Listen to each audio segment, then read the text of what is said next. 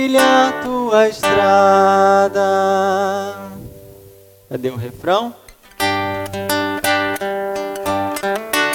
Desamarrem as sandálias e descansem. Este chão é terra santa, irmãos meus.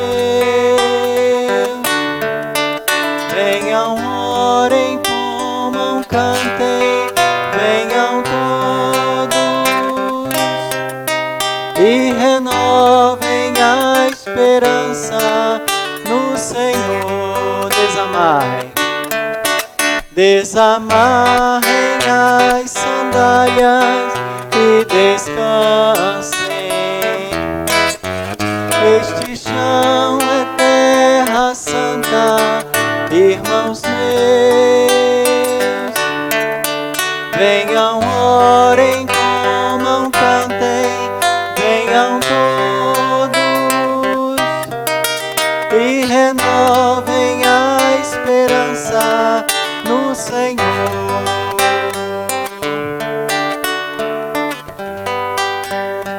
Vamos também nesse canto colocar nessa oração, colocar a vida do seminarista Radamés, né? Todos vocacionados, e também do Douglas, que vai ser ordenado no dia 29 de junho, nesse mês agora, sem ser no próximo outro, às 7h30 na Catedral Nossa Senhora da Guia, 7h30 da noite. Ave Maria, cheia de graça, o Senhor é convosco. Bendita sois vós entre as mulheres, bendito é o fruto do vosso ventre, Jesus. De Deus, rogai por nós, pecadores, na hora de nossa morte. Amém. Desamarrem as sandálias e descansem. Este chão é terra santa, irmãos meus. Venham, orem, comam, cantem, venham todos e renovem a esperança no Senhor. Pai, Filho, Espírito Santo.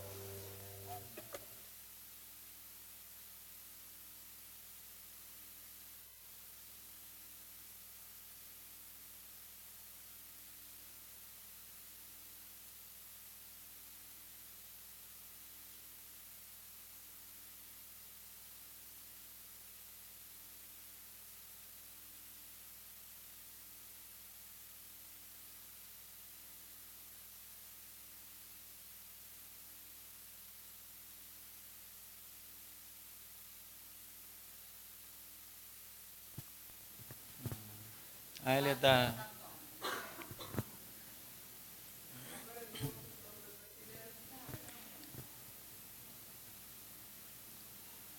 Não, o outro Douglas, o Douglas de Ava é do Ouro Fino.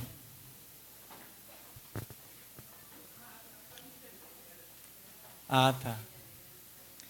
Eu sei que parece que a família dele mora no Ouro Fino, né? Eu já fui até na casa dele.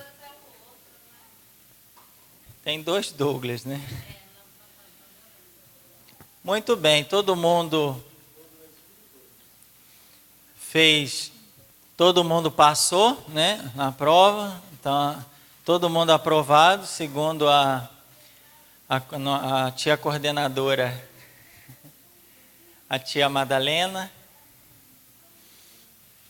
E agora a gente continua. É aquela história. Se vocês não tiverem pergunta, eu tenho para vocês, não tem problema. Mas alguém vai fazer alguma pergunta aqui, né? Não sei se essa minha foi a última, né? Mas que foi a primeira. E a gente vai continuar. Alguma pergunta, gente? Não, agora eu não vou fazer pergunta nenhuma. Chega. Por enquanto... vamos dar continuidade aqui, beleza? Vamos então ver o número 209, continuando aquela parte do nome de Deus. Por respeito pela santidade de Deus, o povo de Israel não pronuncia o seu nome. Então, o povo de Israel, por respeito à santidade de Deus, o povo não pronuncia o seu nome. Os judeus não pronunciam o nome de Deus. Na leitura da Sagrada Escritura, quando eles vão ler a Sagrada Escritura, o nome revelado, que é eu sou aquele que sou, Yahvé, Javé, Yahweh, o nome revelado, ele é substituído pelo título, não é nome, tá vendo? Aqui é título divino de Senhor. No hebraico, Adonai. No grego, Kyrios. Esse Y no grego é igual o U no francês. Deixa eu ver aqui. Você faz o biquinho do U, como se você fosse pronunciar o U, mas você pronuncia o I. Então você vai fazer o biquinho do U, como se você fosse falar o U, mas você não vai falar U, você vai falar I. Então vai ficar Q. Q.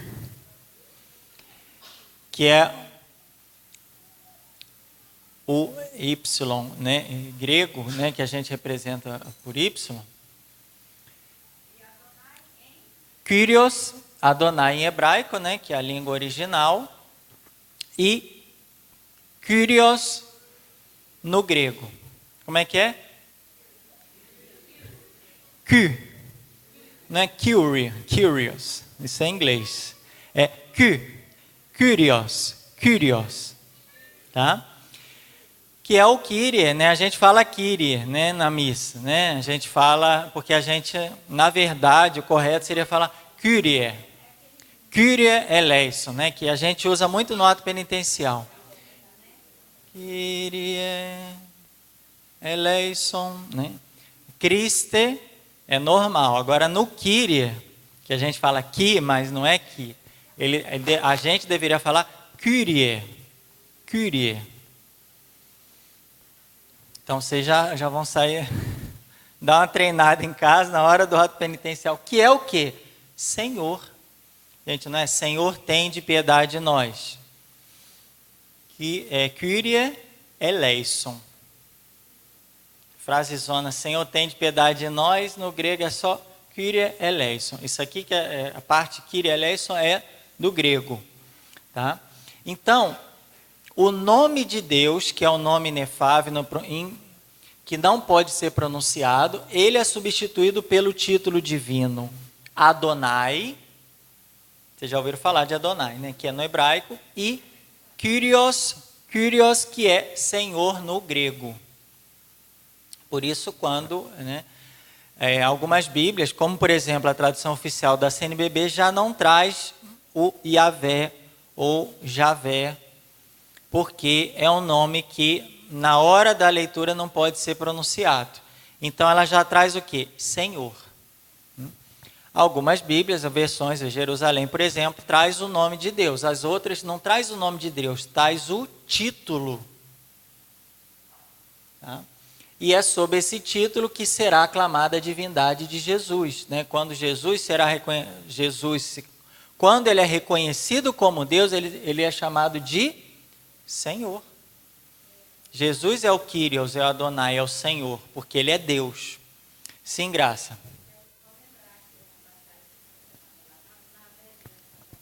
Certo. Aí estava uma criança assim no banco da frente com a mãe, e aí veio a hora de louvar, né? E a gente, Hosana Rei, Hosana Ra. Quando terminou tudo, eles falaram assim, eu não entendi, foi nada.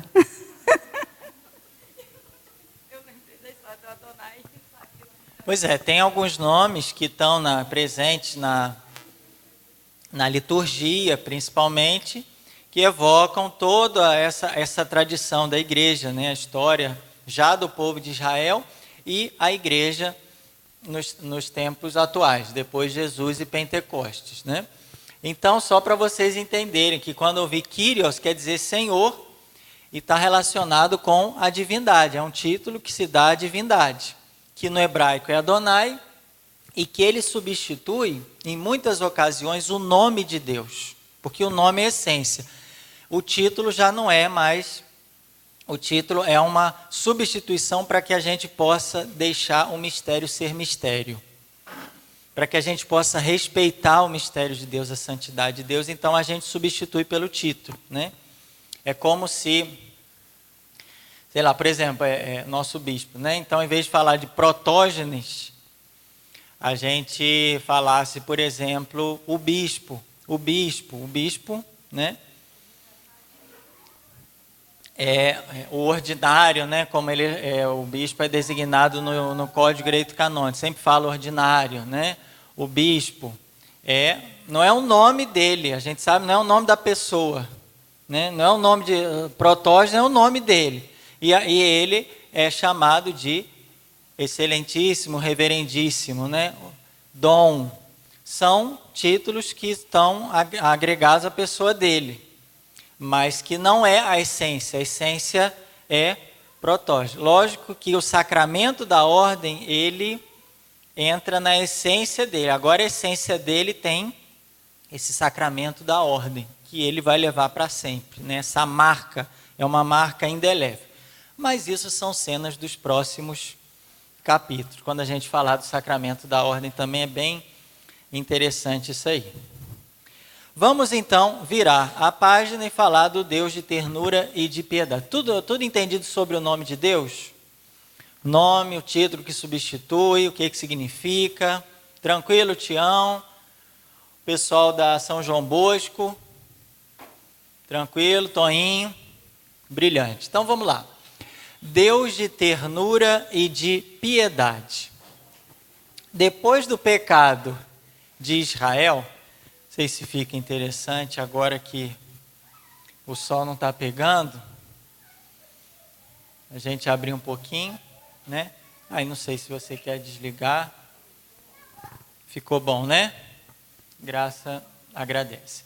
Deus de ternura e de piedade. Depois do pecado de Israel, que se afastou de Deus para adorar o bezerro de ouro, lembra lá, Êxodo 32, onde eles foram adorar o bezerro de ouro, Deus atende a intercessão de Moisés e aceita caminhar no meio de um povo infiel, manifestando deste modo o seu amor.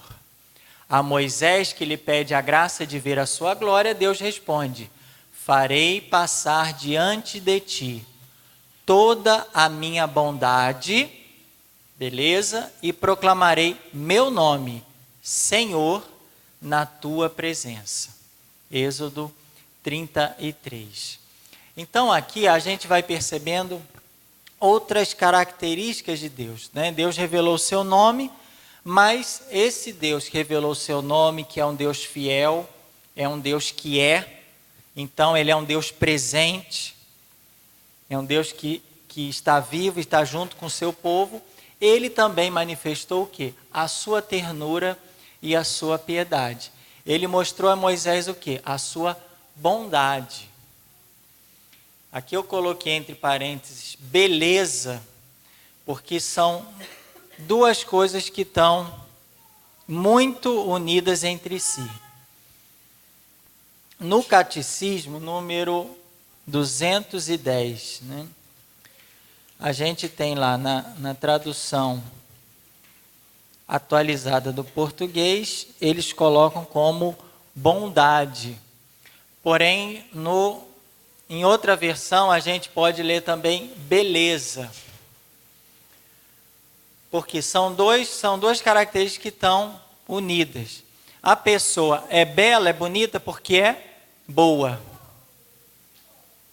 Porque a beleza manifesta a bondade do ser. Por que Deus é o mais? Porque ele é o mais belo. que a gente vê a beleza de Deus? De alguma forma a gente vê a beleza na sua bondade.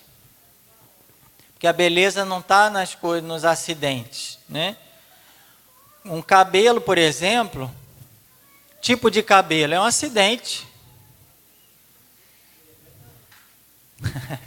Genival que o diga. Você pode, é um acessório, né? Vamos dizer assim, na linguagem moderna, né? Na linguagem filosófica, a gente fala de acidentes, né? São o que a gente poderia traduzir na linguagem moderna, seriam os acessórios. Tem os acessórios, mas não é o genival. Né? O meu cabelo não sou eu. Eu posso ter, eu posso um dia não ter. Né? Até acredito que ele já começou a dar sinais que futuramente ele não vai ser um acessório que vai fazer parte de mim mais. Ele está, com certeza, daqui a 50, 60 anos, talvez o mais tardar 70, 80, porque tem um jovenzinho aqui, esse acessório ninguém mais vai ter. Aliás, vai ter muito acessório que a gente vai deixar. Né? A pele, os músculos, os ossos, esses acessórios, todos não fazem parte, mas não são o que a filosofia chama de acidente, a gente chama, vamos dizer assim, para todo mundo entender, acessório. Né? Um dedo é um acessório, né? Uma mão é um acessório, até, né? As partes do nosso corpo são acessórios. Vai entendendo isso aí, porque né? Talvez tenha outra pergunta até o final do curso de hoje. Mas a beleza que a gente vê por fora é uma beleza acessório. Nossa, que pele linda. Calma que esse acessório, daqui a alguns anos, vamos ver se você vai voltar a falar isso, né? Nossa, né? Tudo é acessório, né? A beleza externa, mas qual que é a beleza verdadeira? É aquela que a gente traz dentro de nós, que é a bondade. Quando a gente olha para uma pessoa, nossa, que pessoa bonita, né? Olha, por exemplo, a Madre Teresa de Calcutá e vê a beleza nela. No entanto, ela não ficava desfilando em passarela, porque não era uma beleza externa, é uma beleza interna, que é a bondade no coração e da alma daquela pessoa. Por isso que a gente olha para ela e fala, nossa, que beleza. Por quê? Porque vê a bondade. E ao ver a bondade, automaticamente, a gente vê o quê? Admira a beleza, a gente contempla a beleza. Então, em Deus, mesmo a gente não vendo ainda Deus, né, como depois a encarnação em Jesus, mas antes até a encarnação, a gente percebe, olhando a bondade, a gente percebe a beleza de Deus. Então, ele vai manifestando isso, mesmo diante de um povo que é infiel. E é isso que é interessante. Olha, Deus atende a intercessão de Moisés e aceita caminhar no meio de um povo infiel, manifestando o seu amor. Quer dizer, o amor de Deus continua o mesmo. Mesmo diante das infidelidades, o amor de Deus continua o mesmo, infinito. A fidelidade de Deus não muda. Muda a nossa infidelidade. E mesmo diante das nossas infidelidades, Deus permanece fiel.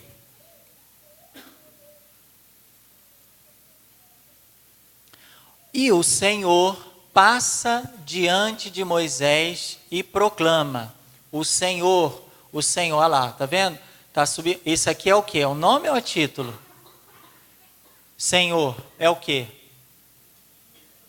É um título. Senhor, Senhor, que está substituindo o quê? O nome, representado por esse tetragrama aqui. O Senhor é um Deus clemente e compassivo, sem pressa para se indignar e cheio de misericórdia e fidelidade. Êxodo 34. Então, Moisés confessa que o Senhor é um Deus de perdão. Então, aquela imagem que a gente tem, não, Deus no Antigo Testamento é um Deus violento, é um Deus que cheio de cólera, né? Um carrasco, ele castiga, né? Muita calma nessa hora. Você tem que ler todo o Antigo Testamento, porque você vai ver que já nas primeiras páginas da Bíblia, a gente encontra um Deus cheio de misericórdia e perdão. O povo só mostrando infidelidade e Deus mostrando amor, mostrando perdão, mostrando misericórdia. Então, é esse Deus que vai sendo revelado já com Moisés. Segundo Madalena, Moisés é o quê, Madá? Moisés é lindo.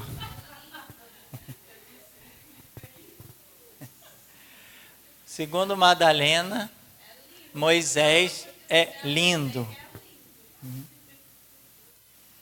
O nome divino, eu sou, ou ele é, exprime a fidelidade de Deus, que apesar da infidelidade dos pecados dos homens e do castigo que merece, Deus conserva a sua benevolência em favor de milhares de pessoas. Deus revela que é rico em misericórdia, ao ponto de entregar o seu próprio Filho, dando a vida para nos libertar do pecado. Jesus revelará que Ele mesmo é portador do nome divino. Quando elevardes o Filho do Homem, então sabereis que eu sou. Então peraí, esse nome que Deus revelou lá no Antigo Testamento, falando que eu sou, depois, quando vem Jesus, ele retoma esse nome eu sou, porque ele é Deus. Quando Jesus fala eu sou, Jesus está afirmando a própria divindade, que ele é Deus. E aparece isso em vários evangelistas, né? A gente mesmo estava estudando, né, na Bom Jesus, na quinta-feira, que Jesus revela, Jesus fala, eu sou, também no Evangelho de Marcos, ou seja, revelando que ele é Deus, que ele é o Filho do homem, né? Ele é o próprio Deus, né? A mesma substância de Deus, natureza divina. Tudo bem? Então aqui o catecismo já está dando uma chave de leitura para a gente entender que assim como Deus se revela no Antigo Testamento, Jesus se revelou como Deus e ele usou o mesmo nome de Deus, ou seja, eu sou. Tem uma batalha aí, tem uma guerra ali. Ele colocou 2 tênisinhos para ser a trincheira, né? E ele está lá, está na trincheira ali, ó. E tem os outros que estão atirando, acho que é Genival. Genival é o inimigo, que ele está apontando para o Genival. Ei, Genival. Só Deus é, Genival, só Deus é.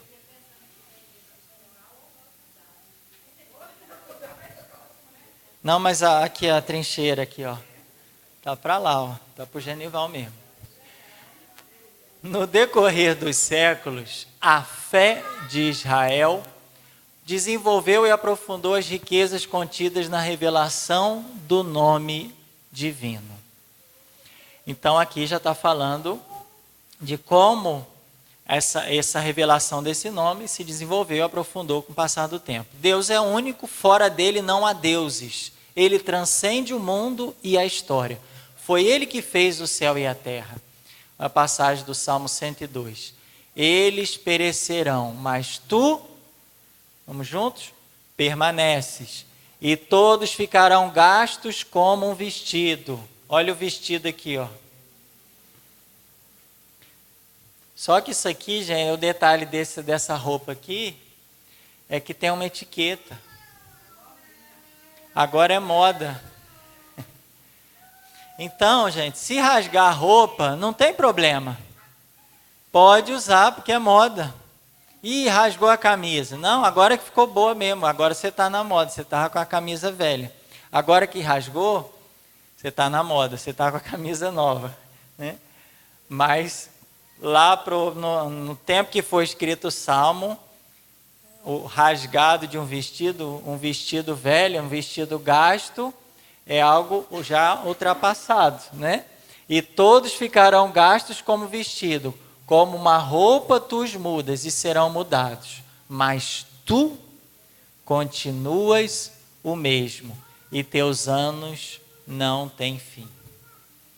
Quer dizer, a gente muda, a gente fica gasto, vai se gastando e desgastando com o tempo, mas Deus continua o mesmo, Ele não tem fim. Deus é sempre o mesmo, Salmo 102. Ele não muda. Por quê? Porque Ele transcende o mundo e a história, Ele está além de tudo isso aqui. Ele não está, Ele está no mundo, mas Ele não está vinculado às coisas passageiras do mundo. Né? As coisas que passam, Ele transcende o mundo e a história. Ele está presente, mas Ele, ao mesmo tempo, transcende tudo isso aqui, né? A nossa realidade. Ele é o Deus que é. E a revelação do nome inefável, eu sou aquele que sou, encerra a verdade que só Deus é. E nesse sentido que a tradução dos 70, quem está participando do curso bíblico já sabe, se esqueceu a gente lembra, a tradução dos 70 foi a tradução do hebraico para o grego, muito bem.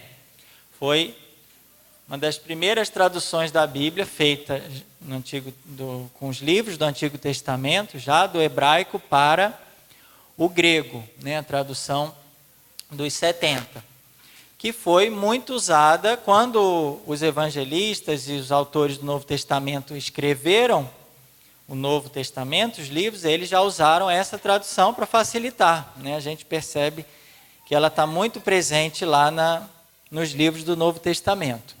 Então ele fala o seguinte, a tradução dos 70 e, na sua sequência, a tradição da igreja compreendeu o nome divino, que Deus é o quê? A plenitude do ser e a plenitude de toda a perfeição, que não tem princípio e nem fim. Então, como que os 70 e como que a tradição da igreja, como que a nossa igreja foi entendendo o significado desse nome misterioso? Deus é. Eu sou aquele que sou. Como que a gente pode entender? Está aqui, ó. Como Deus sendo a plenitude do ser. A dona Vanira é um ser? É. A irmã Lúcia é um ser? É. Cada um de nós é um ser. E segundo Genival, é um ser vivo, né? Está vivo. Mas cada um de nós é um ser.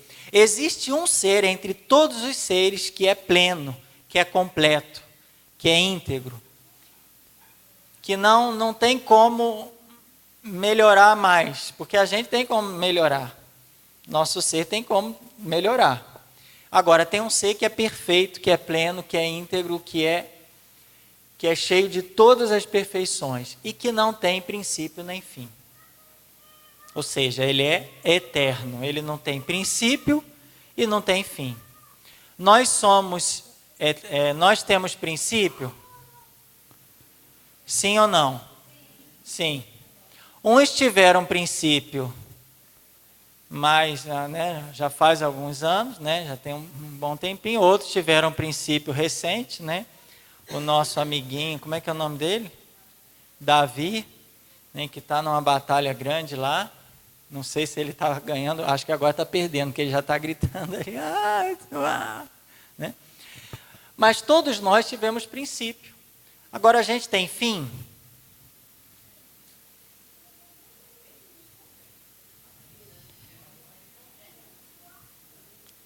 Pela nossa fé, né, o nosso ser não tem um fim. A morte é um fim? Para o cristão, não. Né? A morte é uma passagem, é outra vida, mas não é o fim. Então a gente tem um princípio, mas não tem fim. Deus não tem princípio e não tem fim. Deus é eterno. A gente é eterno? Mas não tem fim?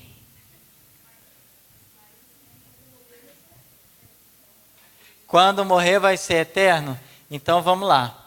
Vamos ver esse detalhe aqui. Então, quando tem princípio e fim. Tem coisas que não tem. Vou botar um infinito aqui. Vou fazer assim. E vou colocar um outro aqui. Certo? Então, esse aqui é o princípio. E esse aqui é o fim.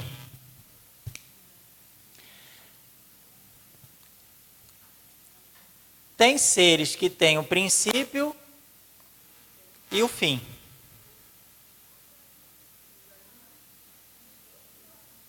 Né? Por exemplo, vamos colocar aqui para ficar mais fácil. E até para o desenho ficar melhor também, que é mais fácil desenhar. Sei lá. Vamos dizer que isso aqui seja uma flor. A flor tem princípio?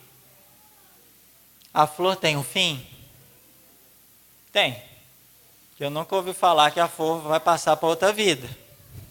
Vai ser julgada, né? Então, a princípio, ela tem um princípio e um fim, certo? É um ser? É um ser? É.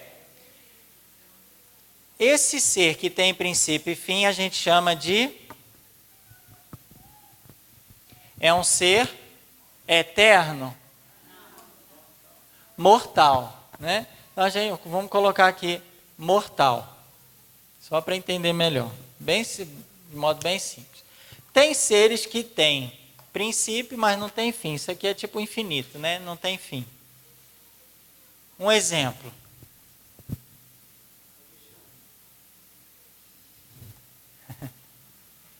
Então tá, já que você deu o exemplo, eu vou colocar aqui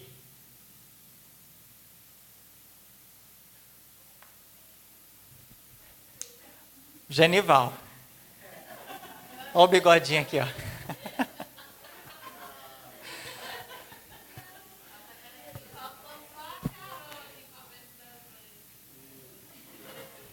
Acho que agora ficou melhorzinho.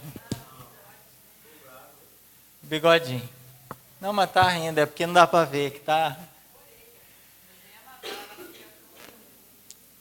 O Genival tem um princípio, mas ele vai morrer, vai ter fim? Não, porque o Genival vai continuar de outra forma, né? Não no corpo, mas a alma, né? A existência dele não tem mais fim, vai continuar para sempre. Então, o Genival é mortal? Né? A gente pode dizer, simplificando, tá, gente, que é imortal. Lógico que o Genival é mortal porque ele vai passar, ele vai morrer, mas a morte para o Genival não vai ser o fim da existência dele, vai ser a passagem para uma outra existência, uma outra forma de vida, a mesma vida, só que vivida de outra maneira, tá? A gente tem que tomar cuidado para não... que o espiritismo, né, não tem nada a ver com o espiritismo, né? É o mesmo Genival, ele não morre, né? Falando do ser dele. Lógico que o corpo tem tem acessório que é mortal. O corpo vai se desintegrar, vai virar pó, né?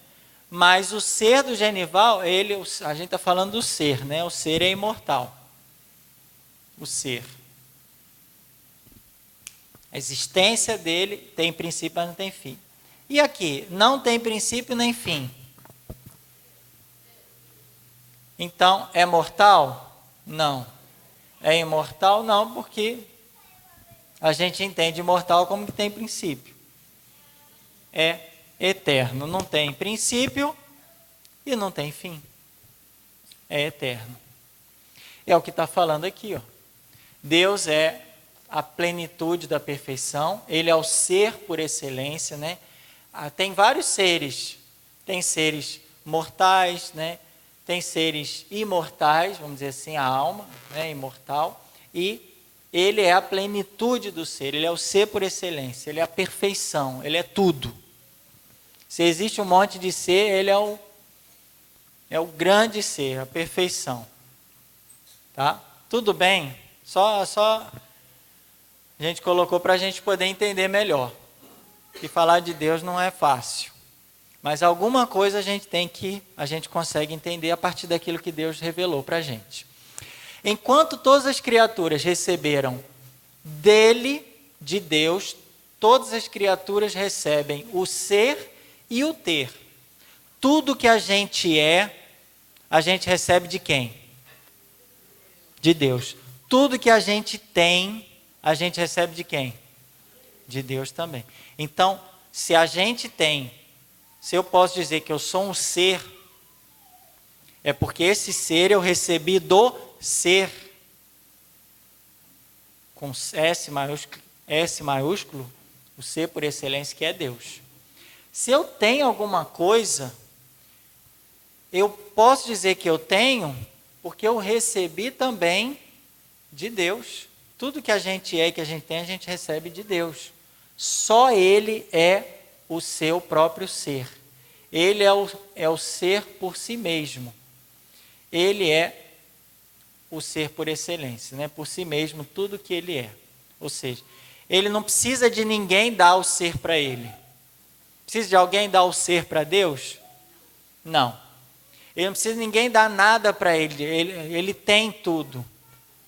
Não é porque alguém deu para Ele, mas é porque Ele é o ser por excelência. Então, Ele é o ser em si mesmo e Ele é o ter, se a gente pode dizer assim, né? O ter em si mesmo. Tudo é dele, o ser, e todo ter que existe é porque de alguma forma veio dele. A verdade é para ele estar aqui, né? Mas a gente foi colocando assim do menor para o ser maior por excelência. Então a florzinha, o ser dela vem de quem? De Deus. E tudo que ela tem de acessório, né? As pétalas, vem de Deus. A folha, que agora já está começando a cair, né? A gente já está no outono, né? Indo para o inverno. Quer dizer, as folhas já estão caindo. As folhinhas dela já está caindo. O ter que ela tem, o que ela está deixando de ter agora, veio de Deus também. E nós também. O ser do Genival vem de Deus. Tudo que ele tem vem de Deus também. Né? Brilhante, gente? Tranquilo, Tião? Camiseta que o Tião tem, a camisa. Se não for Deus, não tinha. Aliás, o ser da camisa, né, a existência da camisa vem de Deus também. Né? Por isso que o ter é de Deus. Porque cada coisa que a gente tem é um outro ser que também vem de Deus, que é o ser por excelência. E olha que grande mistério. Mesmo ele sendo o ser e tendo tudo, ele quis se dar a nós. Ele quis que nós participássemos do ser dele. Mas para isso, o ser dele se fez humano. E esse é o grande mistério. Ele querendo que a gente entrasse no ser dele, participasse da vida dele, do ser dele, ele se fez pequeno, se fez homem como nós. E aí que está o grande mistério da vida divina através da natureza humana de Jesus. Né? Nós temos agora acesso, graças a Jesus. Né? Então, Deus é aquele que é. Ele é o quê? Verdade e ele é amor. Olha lá, ó, verdade e amor. Conhecimento e amor. Lembra do que é o homem? Conhecer e amar. Se o homem tem a capacidade de conhecer, é porque Deus é a verdade. Então, Deus sendo verdade, deu ao homem a capacidade de conhecer a verdade, que é Deus. E Deus, sendo amor, deu ao homem a capacidade de amar. Para quê, gente? Para que quando Deus se revelasse, as coisas pudessem encaixar o homem. Nossa, essa é a verdade que eu estava querendo conhecer. Quando Deus se revela ao homem, o homem fala assim, esse é o amor que eu estava querendo experimentar, porque eu já experimentei muitos amores, mas nenhum amor me satisfaz. Nenhum amor completou aquilo que eu desejo, né? Tem gente que está procurando ainda amores, né? Não encontra, às vezes num relacionamento, procura outro, às vezes não encontra nas pessoas, vai na bebida, não encontra na bebida, vai, tá procurando aí se satisfazer, só que a gente sabe não vai satisfazer nunca, porque só Deus pode preencher o coração do homem. Fale. Procurou o amor das piriguetes lá em Paris.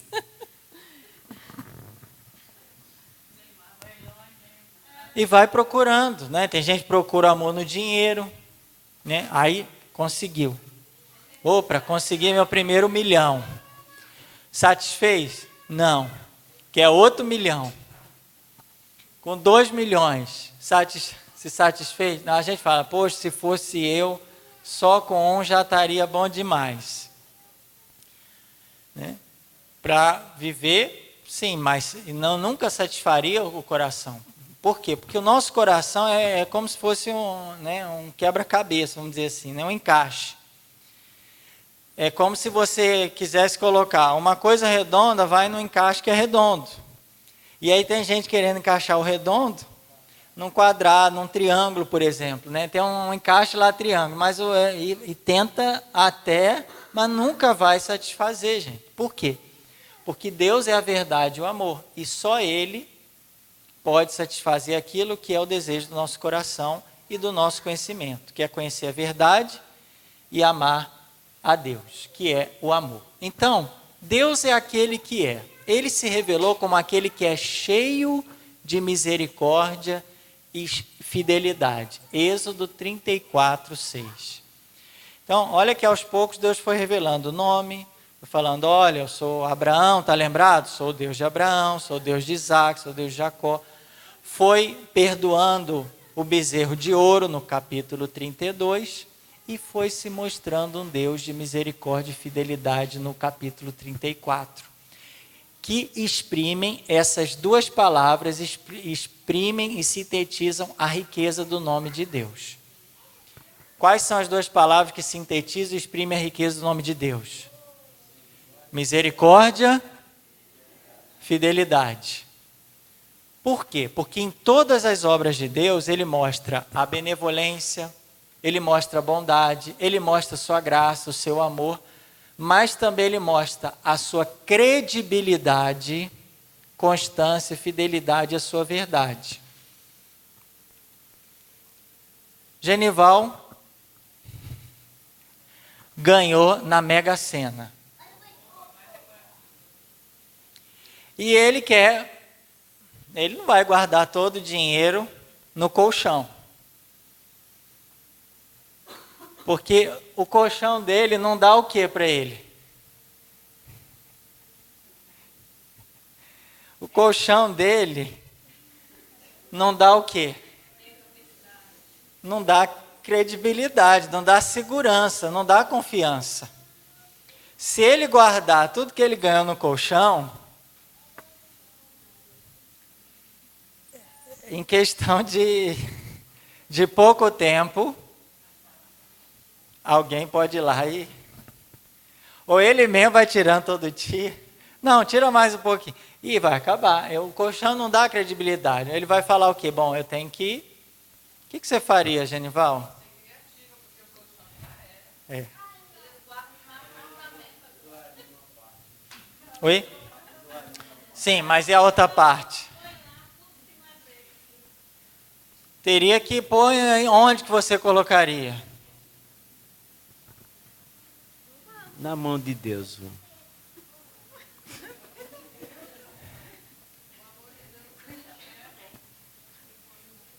Não, ele falou assim, se eu ganhar, eu vou doar uma parte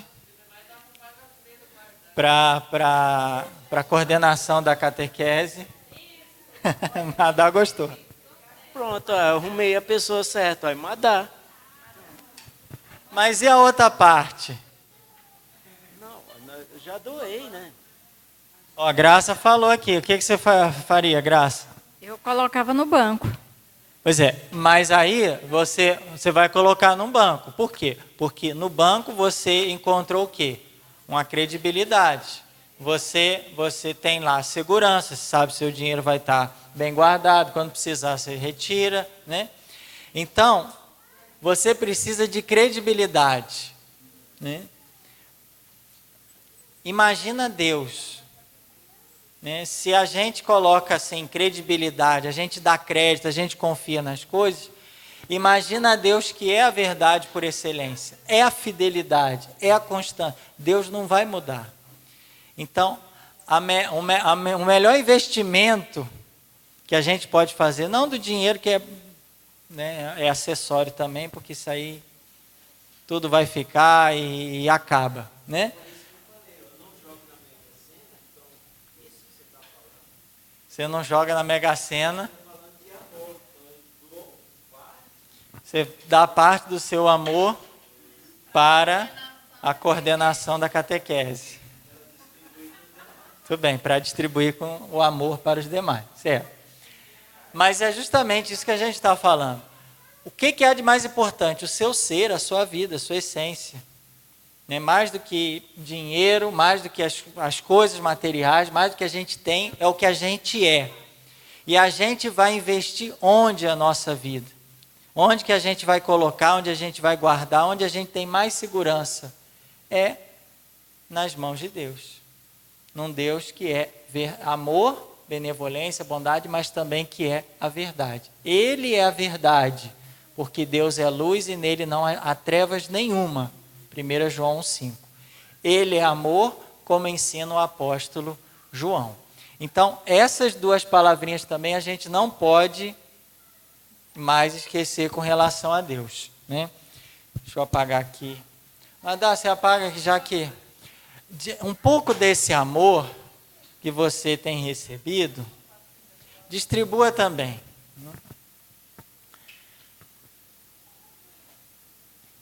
Eu vou passar aqui, aí depois a gente volta um pouquinho ali para o quadro. Deus é duas coisas. Deus é amor e Deus é verdade. Então agora a parte de Deus é a verdade. Deus é a verdade.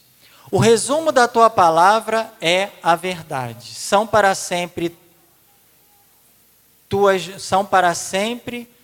justas normas. Deixa eu ver aqui na tradução.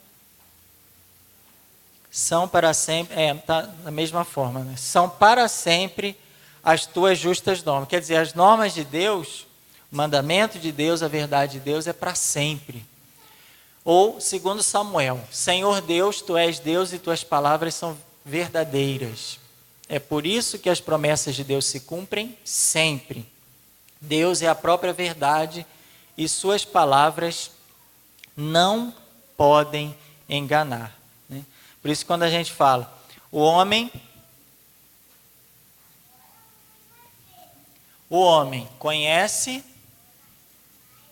e o homem ama, né? Deus, vou botar aqui. Deus é a verdade e Deus é o amor. Né? Deus é a verdade que não muda e Deus também é o amor. Né? Então aqui a gente tem, não vou pôr o Genival mais não.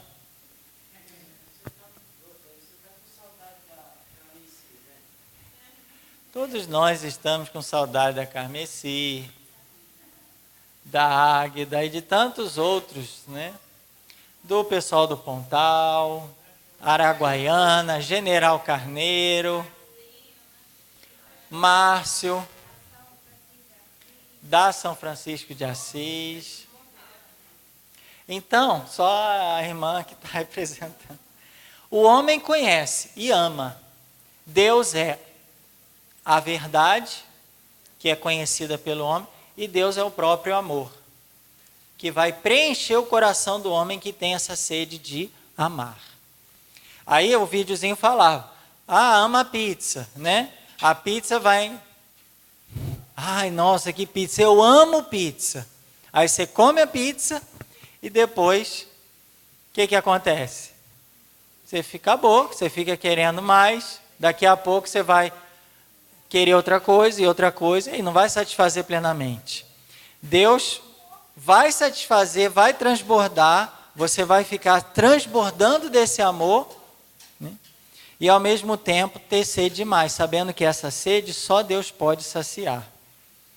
E aí a gente entra aqui na parte do Deus que é a verdade, suas palavras não podem enganar, e é por isso que nos podemos entregar com toda a confiança. Olha a confiança aqui que a gente falou do colchão, tem a confiança do banco e tem a confiança em Deus, né? Nós podemos entregar com toda a confiança em todas as coisas a verdade e a fidelidade da sua palavra. O princípio do pecado e da queda do homem foi o quê? Foi uma mentira. Então, o princípio do pecado do homem foi a mentira. E a raiz de todo o pecado está o quê? Está na mentira. Por que a raiz do pecado está na mentira? Porque a mentira lá do paraíso, da queda do homem, né? E da mulher, né? Assim, dos primeiros pais, né? Foi a mentira que faz com que a gente duvide da palavra de Deus e duvide da benevolência e da sua fidelidade. Então, no fundo, a raiz, o princípio de todo pecado está numa mentira. Qual que é a mentira que está no fundo de todo pecado? Aquela que a serpente colocou no coração de Eva, né? E no coração de Adão, ou seja, no coração do primeiro homem. Qual que é a mentira que ele colocou? Aí veio a serpente aqui, ó. Deus é a verdade e Deus é o amor. Aí vem embaixo aqui, ó, uma serpentezinha aqui, ó. A serpente aqui, ó. Dona Maria está vendo a serpente, né? Tá, tá bom. Que ela está lá. Qual que é a mentira que a serpente, o mal, o maligno, que está na raiz de todo pecado? Qual que é essa mentira? Aqui, ó, está escrito aqui no catecismo. Duvidar do quê? Da palavra, da bondade e da fidelidade de Deus. Ou seja, a serpente coloca aqui. Será que Deus é a verdade mesmo? Será que ele é fiel mesmo à sua palavra?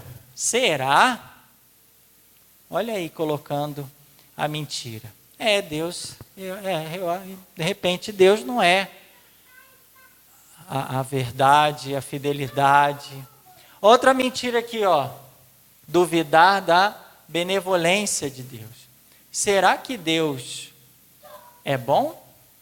Será que Deus é amor? Será que Deus ama você mesmo como Ele falou que ama? Não, Deus, né? Deus deu tudo, mas... E aí a serpente vai colocando o quê? A mentira, fazendo com que a gente duvide da verdade, da fidelidade e da bondade de Deus. Será que Deus é bom mesmo? Acho que não. Né? E aí, diante dessa dúvida aqui, que a mentira já foi entrando no coração, eu acho que Deus não é assim infiel também não. Porque se fosse, deixava comer todos os frutos, por que Ele proibiu aquilo ali? aquele fruto. E Deus não me ama assim não, porque senão ele deixava eu à vontade, poder fazer tudo, comer todos os frutos. Por que tem coisa que eu não posso fazer? Por que tem coisa que, não, mas se você fizer, você vai ficar muito feliz. Então, o que a serpente vai colocando, né, que é o maligno, vai colocando a gente em dúvida com relação a Deus, ao seu amor e a verdade que é Deus, e a palavra de Deus. Não, mas Deus não vai fazer isso. Então a serpente vai colocando essa dúvida, que é uma mentira. Porque Deus nos ama profundamente. E porque Ele ama, Ele fala, olha, se você fizer aquilo ali, você vai se dar mal. Não é porque Ele não ama, é justamente porque Ele ama. E sabe o que é bom e o que não é bom para a gente. Se você der uma comida, né? Tem um nenenzinho, você vai lá e dá pimenta. Copinho de pimenta. Pimenta é boa? Vocês gostam de pimenta? Gosta, não gosta? Tem gente que não gosta, né? A pimenta não é boa? Aí, ó, a Mônica tá... Arde, mas é boa, né? Mas é saborosa. Agora, tem um recém-nascido, você vai dar um copinho de pimenta para o recém-nascido? Uai, mas aí a outra vai falar, mas sua mãe não é boa para você? Por que ela não te dá pimenta? Se pimenta é tão boa, olha ali, fulano está comendo pimenta, outro está comendo pimenta, outro está comendo pimenta. Por que sua mãe não dá pimenta para você? Um pouquinho, é tão gostosa, sua mãe não te ama? Olha aí, ó, mesma coisa. O tentador faz assim, vai fazendo a gente duvidar do amor de Deus para dar uma coisa que depois pode ser até bom na hora. Nossa, que gostoso. Aí daqui a pouco o neném vai pegar fogo. Então, a mesma coisa. Mas será que por que sua mãe não te dá uma pimentinha tão gostosa, né? Ou, enfim, outras coisas. Olha lá, está comendo alguma coisa lá, mas não tem pimenta. Você gosta de pimenta? Gosta? Não, né? Aí a outra pessoa, nossa, mas sua mãe não te ama? Será que sua mãe te ama? Faz a criança duvidar. E tem criança que vai lá e come a tal da pimenta, ou outras coisas, e acaba se dando, mãe, estou passando mal, o que foi? Comi pimenta, não falei para você para não comer pimenta? O pecado é isso. Então, o tentador vai colocando uma mentira no nosso coração, fazendo com que a gente duvide do amor de Deus, e depois a gente cai nessa e acaba sendo expulso, né, entre aspas, de uma situação de harmonia, de paz, de bem-estar que a gente estava vivendo. Ah lá, ó. A verdade de Deus é a sua sabedoria que comanda a ordem da criação e o governo do mundo. Só Deus, que sozinho criou o céu e a terra, pode dar o conhecimento verdadeiro de todas as coisas criadas na sua relação com Ele. Sublinha essa parte aí, relação com Ele. Porque as coisas criadas, elas têm uma organização. As coisas criadas, elas têm uma ordem. Tudo no universo tem uma ordem. E Deus fez as coisas dentro de uma ordem, dentro de uma sabedoria. Então a gente tem que conhecer a Deus. Deus deu o conhecimento para a gente, a razão, para a gente conhecer quem é Deus e conhecer também todas as coisas aqui, ó, em relação com Ele. Já dizia o livro de Sabedoria 7. E o livro da sabedoria está falando de uma sabedoria profunda aqui.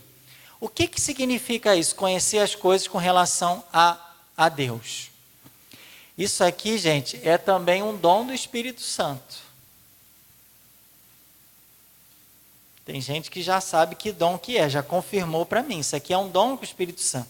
Você conhecer as coisas criadas com relação ao seu Criador. E você organizar essas coisas na sua vida. Igual a gente faz com uma... O que é importante para mim hoje? Hoje, sábado, o que eu vou fazer? Eu tenho esse compromisso, eu tenho esse outro, eu tenho esse outro, eu tenho esse outro. Com quem que eu vou encontrar? Com fulano, com ciclano e tal. Essa organização, existe uma organização muito maior, mais profunda que a gente faz na nossa vida, de conhecer as realidades em relação ao Criador delas. E saber que a criatura é uma coisa e o Criador é outra. Porque uma coisa e outra coisa é outra coisa. Né? Essa frase é brilhante, que já veio de... Não é só minha essa frase, mas já veio de um professor meu de história que já falava isso. Mas é verdade. E qual que é o problema? A gente trocar o Criador pela criatura. Como? Né? Quase ninguém faz isso, mas algumas pessoas ainda fazem. Troca Deus pelo dinheiro, por exemplo. Né? O dinheiro é uma criatura, está a serviço. Né? Ajuda bastante no nosso dia a dia. A gente comer, se vestir, né? Dar aula, preparar e tudo, ajuda bastante. Mas a gente tem que colocar ele no lugar dele. E colocar o Criador, que está acima de tudo, no lugar sobre todas as coisas. Isso é relacionar todas as coisas criadas com o Criador delas. É essa relação que a gente tem que ter bem claro no nosso dia a dia, para que a gente não confunda a criatura com o Criador. E entre as criaturas existem aquelas que são mais importantes, que são as pessoas, por exemplo, e as coisas. O problema é que a gente vai trocando até entre as criaturas, as coisas, vai amando mais as coisas do que as pessoas. E vai colocando as coisas, os animais, e lá embaixo, quando der tempo, as pessoas. Né? Esses dias mandaram um vídeo, acho que do padre Fábio de Mello, né, falando de uma profecia, já de uma palavra profética do Monsenhor Jonas Abib sobre o chip. Né? Não sei se vocês... Eu lembrava já um pouquinho do tempo, que quando eu entrei mais assim forte na igreja, participava da renovação, falava muito do tal do chip, né? Que o padre Monsenhor Jonas falava do tal do chip, né?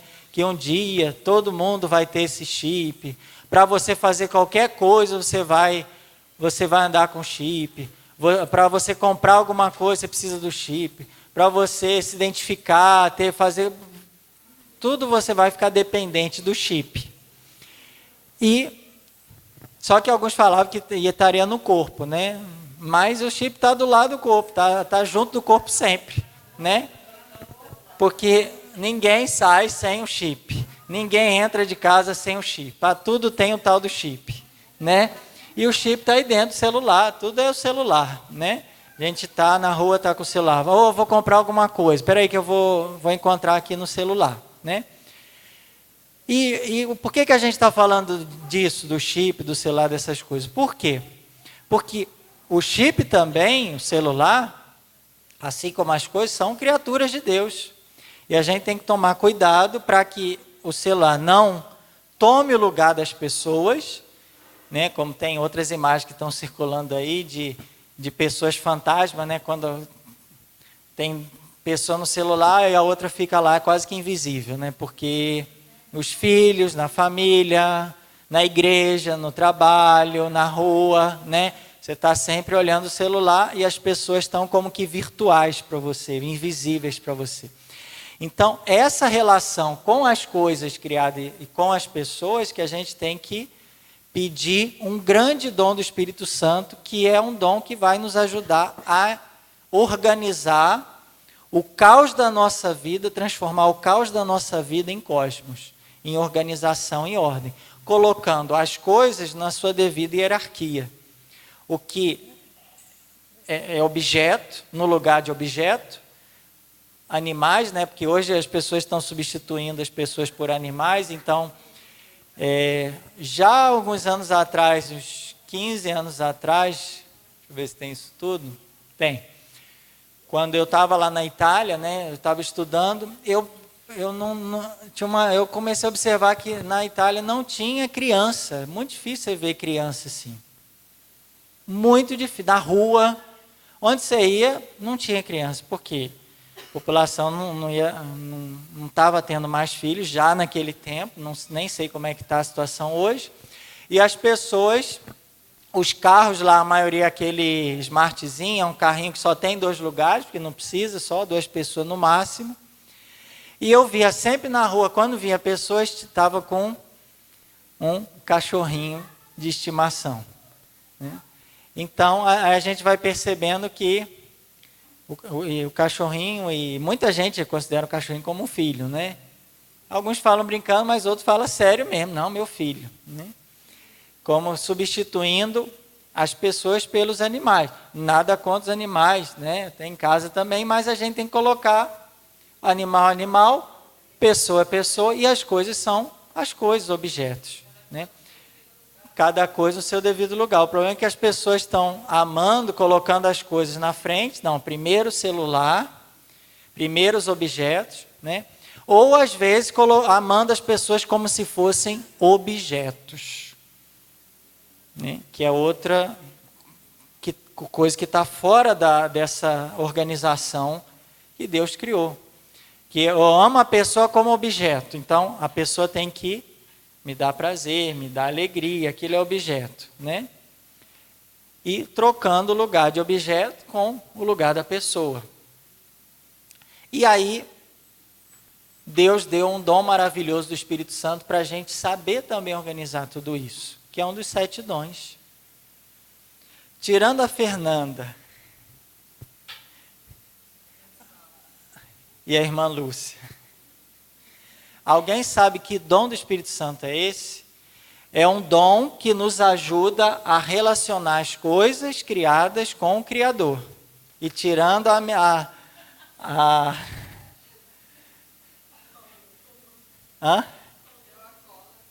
cola, né? Qual o dom do Espírito Santo que me ajuda a relacionar as coisas criadas com o Criador? E a colocar as coisas na sua devida ordem, sabendo amar e conhecer segundo os desígnios de Deus. Tem um dom para isso.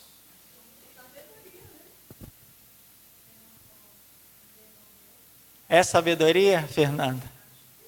Não. Não é a sabedoria.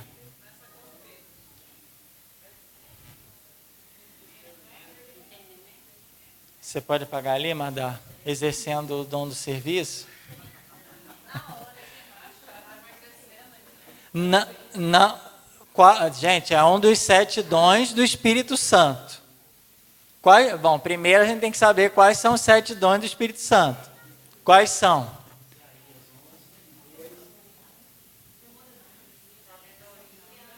Sabedoria, conselho, ciência,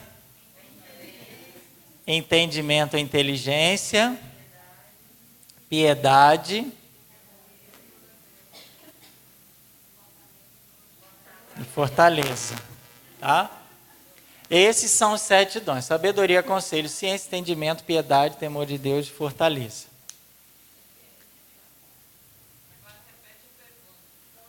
Qual dom do Espírito Santo? Qual dom do Espírito Santo nos faz conhecer as coisas? Conhecer as coisas e relacionar, olha a mão aqui, tá? Né? Conhecendo as coisas e relacioná-las segundo o Criador. Conhecer o Criador e conhecer as criaturas e saber colocar cada coisa no seu devido lugar, na sua ordem. Segundo a irmã Mirabel e Elisa,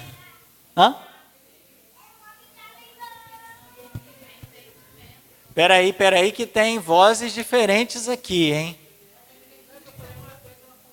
Qual que seu nome é qual mesmo? Elisa. Inteligência. Inteligência. Bom, aqui já falaram. Sabedoria não é. Ela é maravilhosa, mas ela não é um dom específico para isso. Inteligência ou entendimento também não é. Conselho também não. Fortaleza também não. A irmã Mirabel falou qual, irmã? Ciência. Fernanda.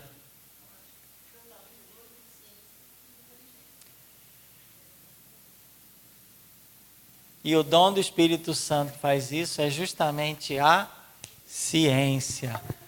Muito bem, irmã Mirabel. Uma salva de palmas para a irmã Mirabel. Aí, ó. Vocês acham que ela está viajando? Não, ela está, ó. Está bem atenta, hein? É a ciência, gente. Vocês sabiam disso? O dom da ciência é justamente a gente conhecer as coisas com os olhos de Deus. Como Deus vê as coisas. Como Deus vê o meu celular. Como Deus vê meu animal doméstico. Como Deus vê os objetos que eu tenho em casa. Como Deus vê o dinheiro que eu tenho na minha conta. Como Deus vê as pessoas que estão à minha volta, a minha família. É com esses olhos que eu tenho que começar a ver as coisas. E o Espírito Santo dá os óculos de Deus para a gente enxergar melhor as coisas que estão à nossa volta. Porque às vezes a nossa vista é muito embaçada. Então a gente quer abraçar uma pessoa, acaba abraçando um celular. E com os óculos de Deus, do Espírito Santo, a gente vai abraçar a pessoa e guardar o celular, usar na hora que for para usar. Essa relação das coisas com o Criador e ver as coisas criadas com os olhos de Deus é justamente o dom da ciência. E que a gente precisa pedir muito, todo dia, porque tem muitas coisas que estão querendo tomar o lugar de Deus na nossa vida.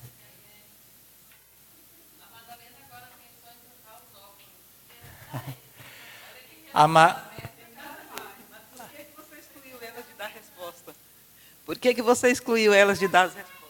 Eu excluí porque eu já vi que ela sabia. Eu li um pouquinho os lábios dela, eu já... E também a gente já falou sobre isso. Um pouquinho, né? Não sei. Não, mas a gente já falou um pouco. Eu já falei sobre esses dons. Falando de Pentecostes, preparando Pentecostes, a gente falou um pouquinho. Não falei do dom da ciência específico, mas a gente falou dos dons, né? Então, já falei 2 vezes dos frutos do Espírito Santo, que são quantos? 20?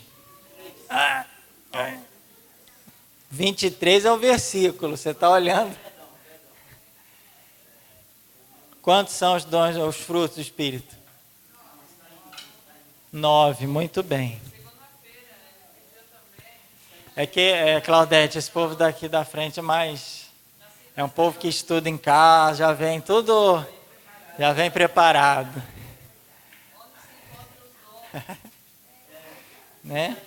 Eu já falei sim dos dons, falei assim por alto, não falei específico sobre esse, mas eu já falei dos 7 dons, já falei dos frutos do Espírito, né? A gente já comentou aqui.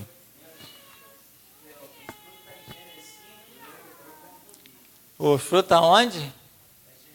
Não, C. Não. Os frutos, o G está certo. O G está certo, mas a outra letrinha não era o N. Gálatas, é GL. Arruma aí. E são quantos frutos? 9, isso aí. Deus é verdadeiro quando se revela. Todo o ensinamento que vem de Deus é doutrina de verdade. Quem que é esse aqui? ML é o que mesmo? Malaquias, muito bem.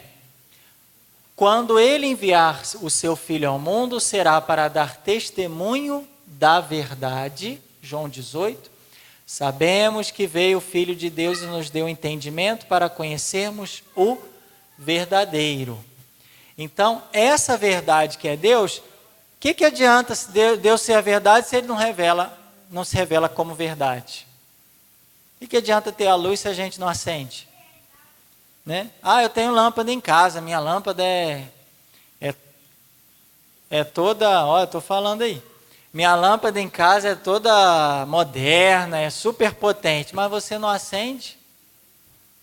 Deus é a verdade e Ele revela que Ele é a verdade. Ele se revela como verdade. Por isso é que Ele mandou seu Filho ao mundo. Para o quê? Dar testemunho da verdade. E o Filho nos deu entendimento para conhecermos o verdadeiro. Então, através de Jesus, a gente conhece a verdade inteira. Jesus é a palavra, o verbo, a palavra do Pai. O verbo que se fez carne. Jesus é a verdade por excelência. E Ele veio justamente dar testemunho da verdade. Ele veio mostrar a verdade que está em Deus. Passando para o próximo. Ixi, mano. Alguma pergunta? Vocês têm alguma pergunta a fazer? Tem, Aragaça? Bom, se vocês não têm pergunta a fazer, eu tenho. E a pergunta que eu quero agora fazer é a seguinte: o que é a alma? Alma. O que é a alma? E agora, hein? Todo mundo falou que é a pessoa. Não, é a imagem e semelhança de Deus. E agora, assim, sem cola. O que é a alma? Lisene já está...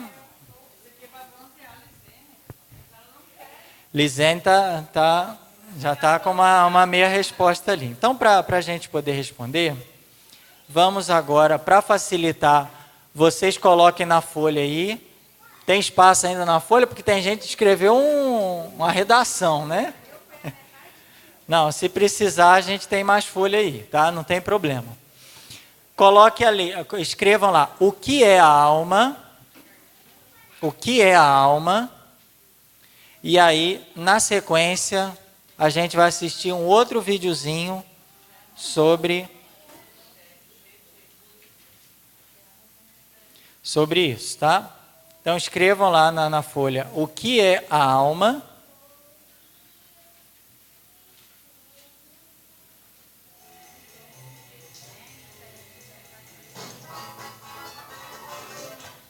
Certo? E aí a gente vai já passar o videozinho aqui. Escreveram? Prontos? Então, brilhante.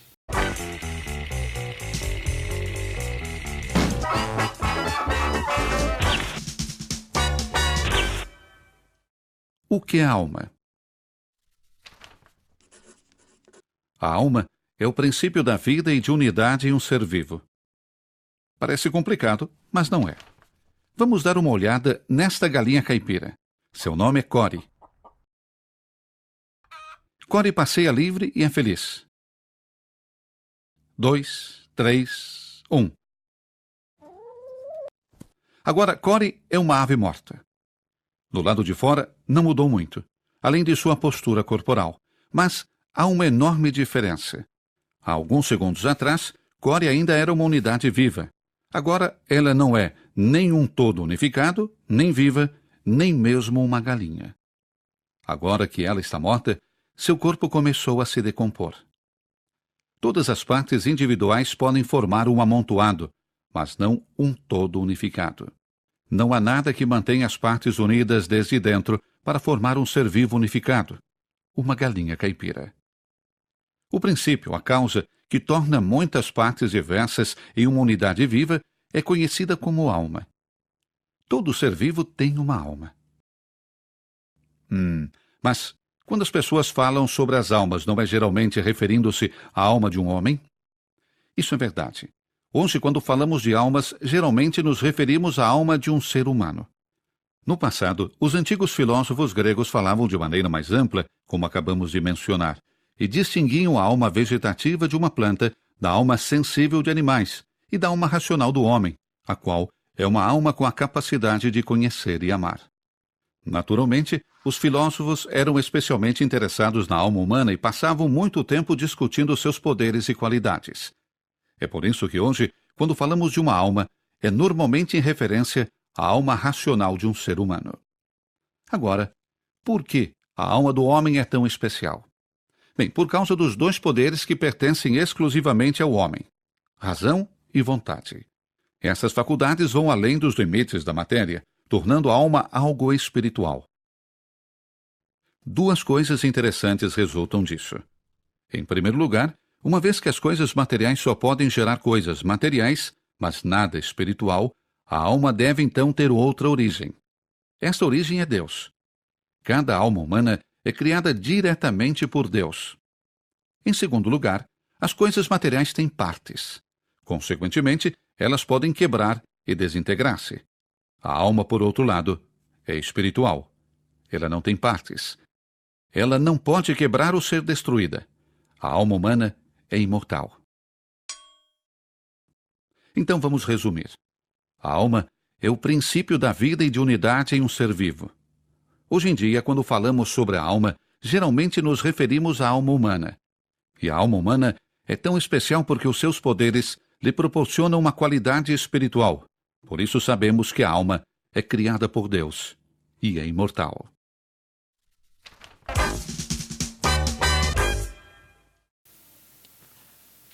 Muito bem, então agora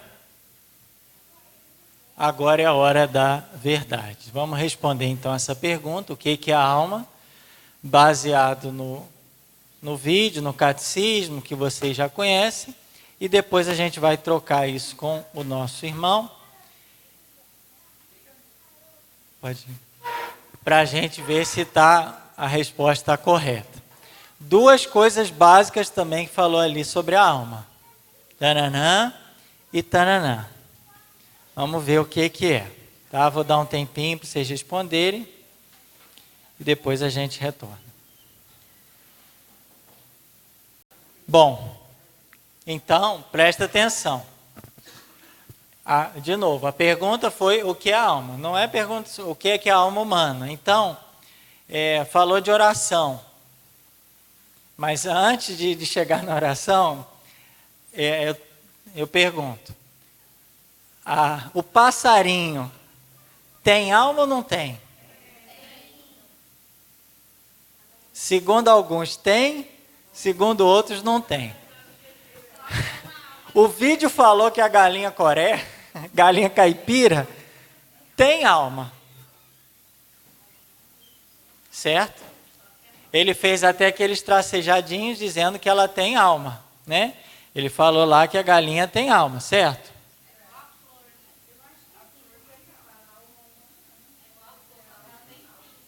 Deixa eu ver se dá para pôr naquela cena. E aí a gente... Para formar um ser vivo, falamos de almas, geralmente distinguindo a alma bem mais sensível de animais e da alma racional do homem. Então, olha lá, se você não prestar atenção, vamos de novo. Da alma sensível de animais e da alma racional do homem. Geralmente nos referimos à alma de um ser humano. No passado, os antigos filósofos gregos falavam de maneira mais ampla, como acabamos de mencionar, e distinguiam a alma vegetativa de uma planta da alma sensível de animais e da alma racional do homem. Então, aproveitando o vídeo, a flor tem alma? Tem. Porque a flor é um ser vivo. Então, onde tem vida, onde tem seres vivos, existe a alma. Então, a flor, se ela está viva, ela tem uma alma. A galinha caipira, ela tem alma. O passarinho tem alma. O elefante tem alma. Enquanto eles estão vivos, eles têm alma. O ser humano tem alma. Então, o que é a alma? Oi? Se o ser, para se manter vivo, ele precisa de um princípio, né? Quando lá em Gênesis Deus faz, né, o homem do barro, né, com toda a imagem, simbologia que tem, mas pode ajudar a gente nesse momento a entender. Quando Deus faz o homem, faz lá a matéria, faz, né, tudo, e depois ele faz o quê? Ele sopra. Sopra onde? Nas narinas, né? Essa simbologia significa que ele dá àquela matéria uma vida. Porque sem a vida é só matéria.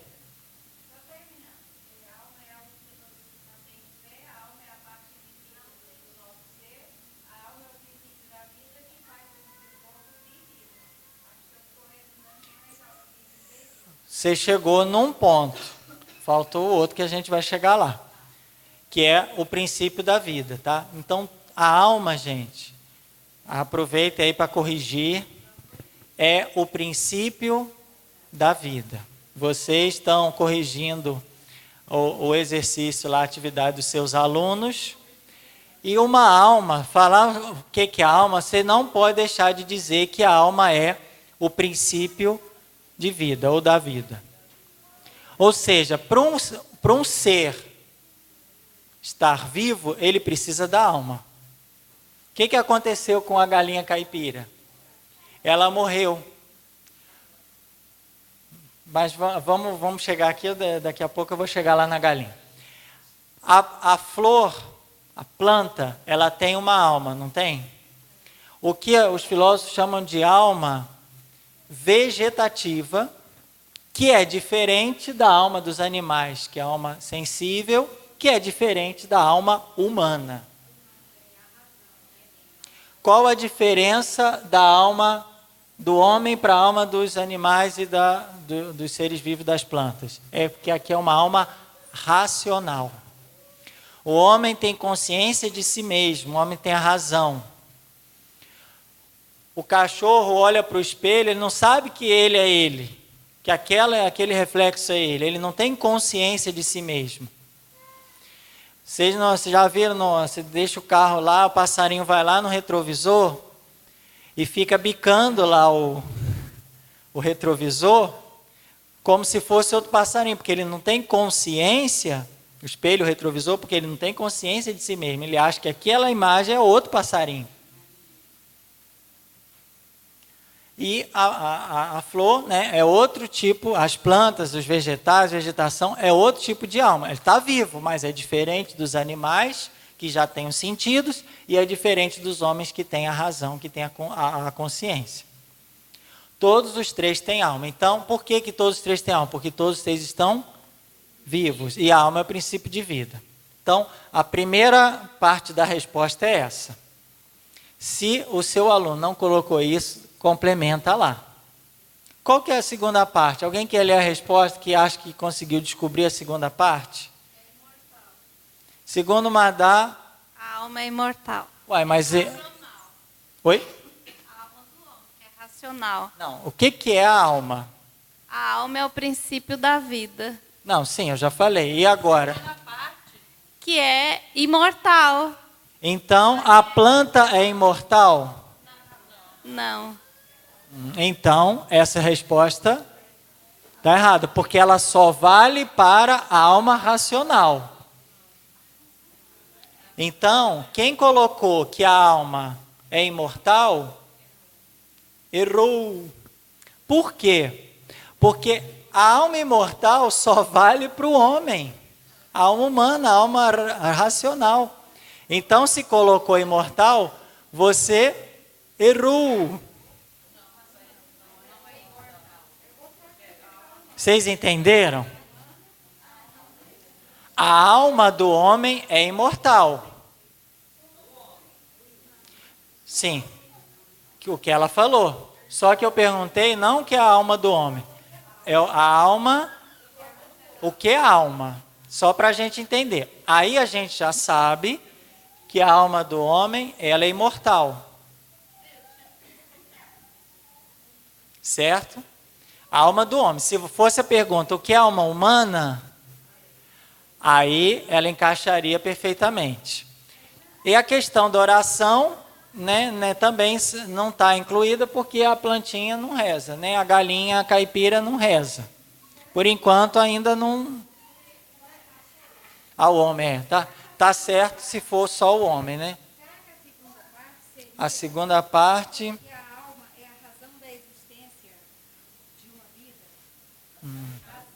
A razão da existência de uma vida, se a alma seria isso. Qual a razão de existir de uma flor?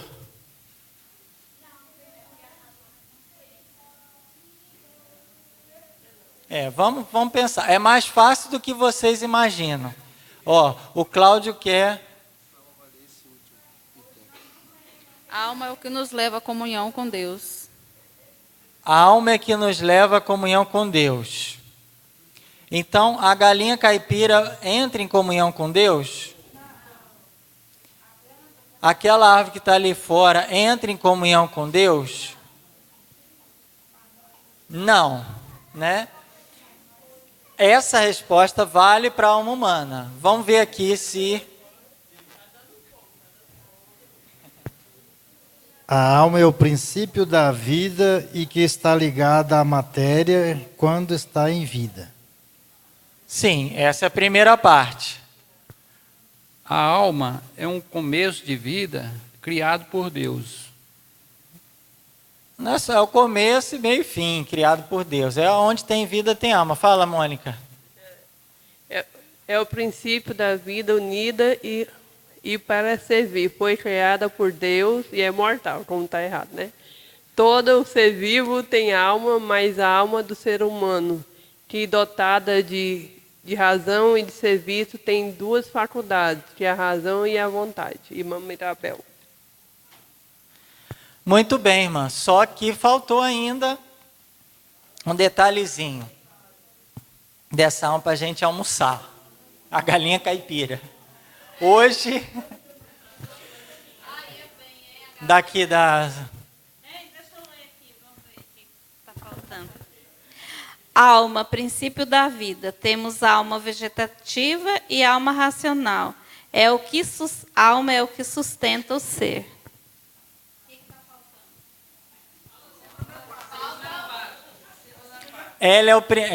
A alma é dois princípios. É o princípio da vida e princípio da morte, não. É uma coisa que ajuda bastante. Dá? Vamos lá. O que aconteceu? No vídeo fala assim, a galinha caipira coré, ela chega num ponto, deixa eu ver se eu chego nesse ponto, aqui ó. A galinha, o que aconteceu com ela? Morreu. A galinha morreu. O que vai acontecer com o corpo dela, com a matéria dela? O que vai começar a acontecer? Vai se decompor. Presta atenção. Ela está composta e ela vai começar a se decompor. Ou seja, as partes vão começar a se separar, ela vai começar a desmanchar, separar, vai virar o quê? Pó. Com o passar dos anos, né? Se a gente não fizer uma galinhada antes, ela vai virar pó. Muito bem, dona Maria. A alma, gente, é o princípio da unidade. O que mantém essa galinha junta, composta? A alma. Porque quando a gente, né, os seres vivos morrem, o que acontece com a matéria, com o corpo? Se decompõe. Então a alma é o princípio de vida, mantém ela viva, respirando, né, cacarejando, ciscando e tal, mas mantém ela junta, em unidade. Então é princípio de unidade, porque sem alma a gente começa a se decompor. Isso é alma. É o que mantém a gente junto, porque sem alma a gente começa a se separar todo, a matéria vai se decompondo.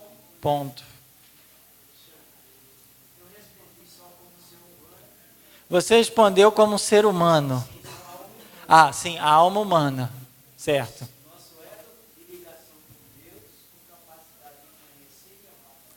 Esse elo de ligação com Deus, né, é o que depois que a gente vai ver no curso bíblico que São Paulo vai chamar de espírito, que é o que a Lucy já estava falando ali. Aqui a gente não chegou no espírito ainda. A gente está falando simplesmente de alma e chegamos na alma humana, que tem essa capacidade de conhecer e amar, que é algo que está além dos animais e dos outros seres vivos, né?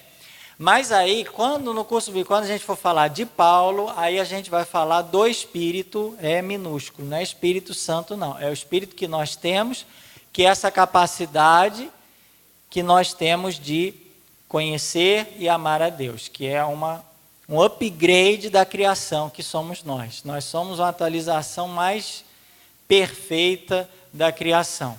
Os únicos seres vivos que conseguem conhecer e amar a Deus.